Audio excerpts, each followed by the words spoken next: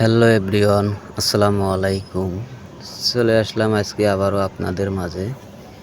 এই অল্প বয়সে যা যা কষ্ট দুঃখ করেছি, আমার মতো কোনো ভাই বোন মনে হয় এমতো কষ্ট দুঃখ করে নাই।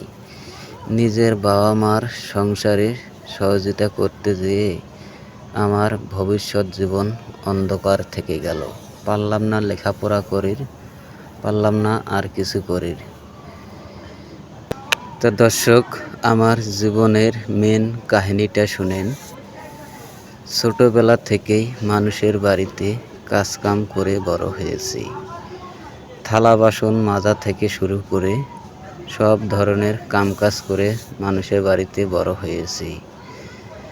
হাল বোয়া, ধান লাগা, ধান কাটা, ইস্কা চালা, ভ্যান চালা, কাঠ মিস্ত্রি, শেষ পর্যায়ে চাকরি জীবনে এসেছি।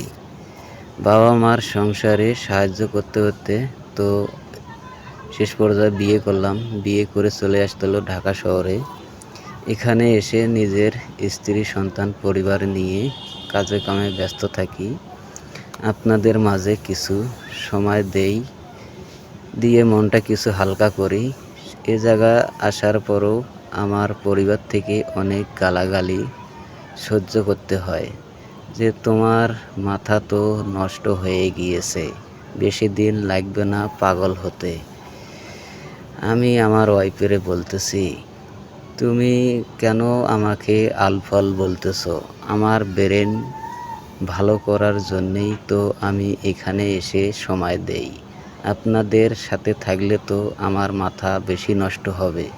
তাই কিছু মনের হালকা গল্প শুনি, ভালো লাগে।